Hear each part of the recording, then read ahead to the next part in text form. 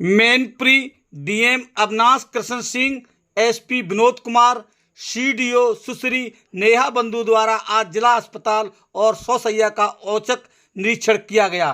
खामियां मिलने पर अधिकारियों ने अस्पताल में सख्त तेवर दिखाए तो स्वास्थ्य कर्मी अपनी बगलें झांकते नजर आए। अस्पतालों में दलालों द्वारा मेल जोल कर काम करने की शिकायत पर अधिकारी दोनों अस्पतालों में आ धमके और कमियां मिलने पर सख्त तेवर दिखाए। शिकायत की गई थी कुछ चिकित्सक अस्पताल में मरीजों पर कम, अपने निजी अस्पताल जो चला रहे हैं वहां पर अधिक ध्यान दे रहे हैं। यहां से सांठ-गांठ करके निजी अस्पतालों में मरीजों को ले जाया जा रहा है, जिसकी गुपचुप तरीके से अधिकारी अब जांच कराएंगे। दोषी पाए जाने पर उन चिकित्सकों के खिलाफ कड़ी कार्रवाई की जाएगी। आज डीएम अविनाश कृष्ण सिंह, एसपी विनोद कुमार और सीडीओ नेहा बंधु यहां जिला अस्पताल पहुंची थी और उन्होंने बारीकी से वार्डों का निरीक्षण किया। खामियां पाए जाने पर उनको सख्त हिदायत दी गई कि अब ये कमियां ना मिलें, अच्छी तरीके से मरीजों का उपचार किया जाए, उन्हें रेफर कम से कम किया जाए। अधिकारियों से जिला अस्पताल से निजी अस्पतालों में मरीजों को भेजे जाने की भी शिकायत की गई है। डीएम ने कहा है कि वह गुपचुप तरीके से इसकी जांच कराएंगे। दोषी पाए जाने पर उनके खिलाफ कार्रवाई की जाएगी। यहाँ नेहा बंधु ने सौसैया अस्पताल में जबरदस्त तरीके से गहनता की। वो यहाँ 2 घंटे तक अस्पताल में रुकी। क्या कुछ बताया है डीएम अविनाश कृष्ण सिंह ने, आइए ये भी जाने इस पूरी खबर के जरिए। हमारे यूट्यूब चैनल मैनपुरी 84 ब्लॉग को आप सब्सक्राइब करें, हमारे वीडियो पर कमेंट करें। आपका बहुत बहुत धन्यवाद। मैनपुरी से चंदपाल शाक्य की रिपोर्ट। आइए क्या कुछ बताया है डीएम अविनाश कृष्ण सिंह ने, ये भी जाने इस पूरी खबर के जरिए। क्या कुछ खामियां मिली हैं?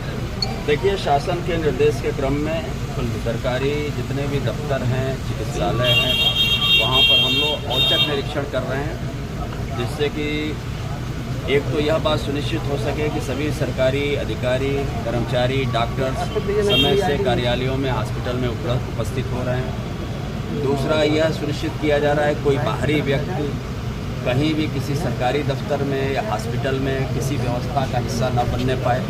कोई काम किसी होटल पर जाकर बैठ के कोई बाहरी व्यक्ति, प्राइवेट आदमी न करते हुए मिले। और तीसरा, जो कभी हॉस्पिटल्स में या सरकारी जो दफ्तर हैं वहाँ पर कोई दलाली बट्टे का काम चल रहा हो, उसकी भी हम लोग जांच कर सकें। इसी उद्देश्य से आज हम लोग जिला चिकित्सालय में औचक निरीक्षण पर आए हुए हैं। यहाँ पर हम लोगों ने हर वार्डों में जा कर के और जिला के हॉस्पिटल के जो कार्यालय है वहाँ पर जा कर के इनकी उपस्थिति के साथ साथ प्राइवेट लोगों की उपस्थिति के संबंध में जांच की गई, चेकिंग किया गया।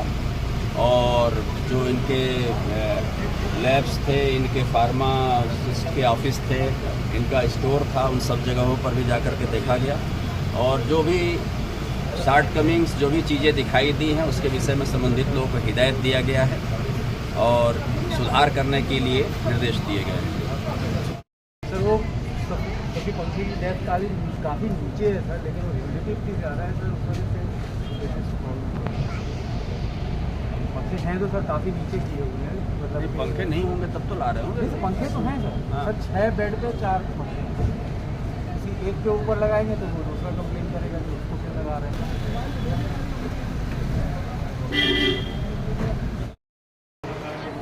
सारी डिटेल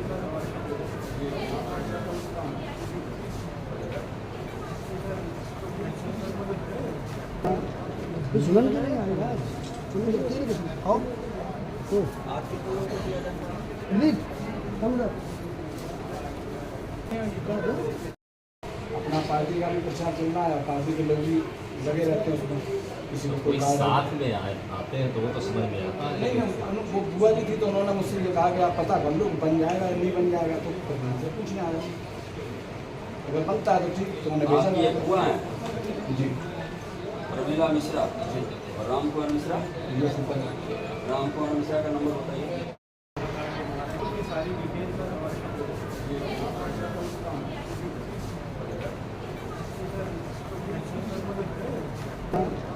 सुनन करेंगे। आओ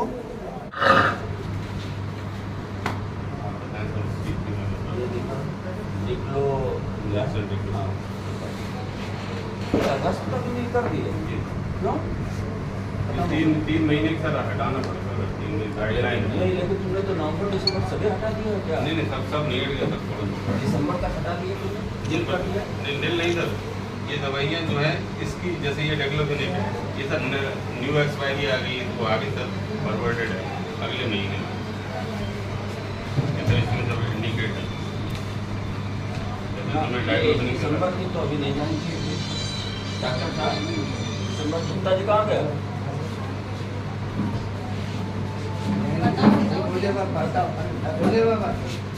लो डॉक्टर साहब गुप्ता जी, दिसंबर की क्यों नहीं करा दिए दवाई?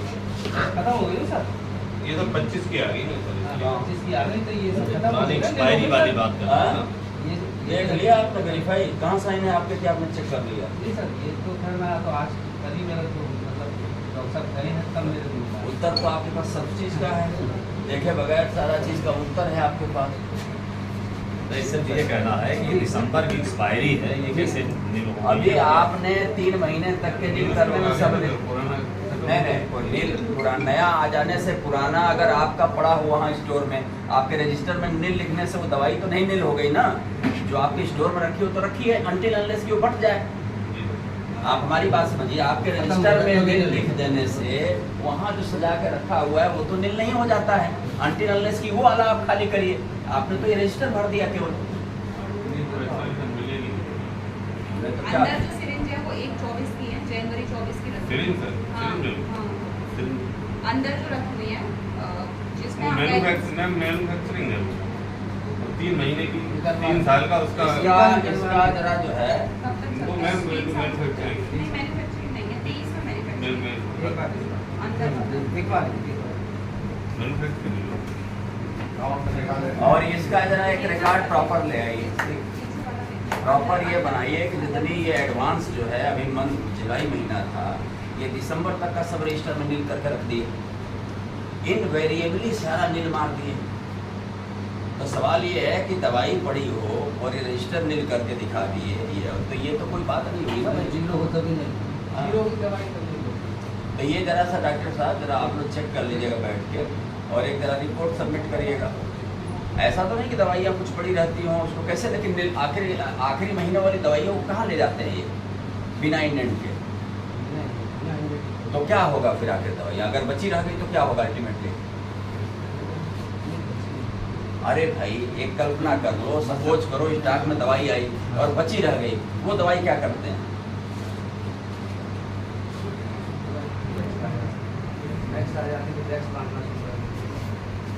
भाई आपके यहाँ दवाई अगर सरप्लस हो गई, एक्सपायरी होने वाली है, तो ऐसी व्यवस्था है कि वो नेबरिंग में अदर जगह पर भेज दिया जाता है। तो क्यों नहीं करते हैं आप लोग? वो कहाँ है मूवमेंट रजिस्टर दवाइयों का जो एक्सपायरी का?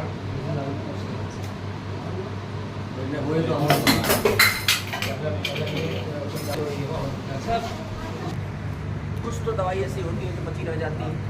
उसका 3 महीने का पीरियड हम बात आपका मान लीजिए कि कोई सी भी दवा ले लो, सपोज आपके स्टॉक में आया, उसकी एक्सपायरी जुलाई 31 जुलाई है, आखिरी महीने में यूज होने से रह गई, प्रयोग होने से रह 10 गई, गोलियां बच गई तो अब वो क्या करोगे बता दो? क्या करते हो? बायोमेडिकल में मेरे जाएगा। पीरियड में सर रुकी नहीं। ऐसा गलत बात। नहीं सर, डॉक्टर साहब आप लोग ये चेक करिए, हर हॉस्पिटल में कुछ दवाइयाँ कम पड़ जाती हैं, कुछ एक्स्ट्रा हो जाती हैं। आप समझ रहे हैं ना? और आप ऐसे लल्लू भी न बनिए, आपको सब पता है कि ऐसा नहीं, होता या है। तो वो बायोमेडिकल में जाते हैं यहाँ तो डिस्पेंसरी में दे दी जाती है और वैसे या उनको कोविड में शिफ्ट कर दे दूसरे सर कोविड में एक्सपायर हुई थी उसकी तो पूरी बायोमेडिकल बेस में बाकायदा चेन में वो छोड़ो, बायोलैंग्वेज आप जो दवाइयाँ बच जाती हैं उनका कैसे प्रबंधन करते हैं ये एक्सप्लेन करिए।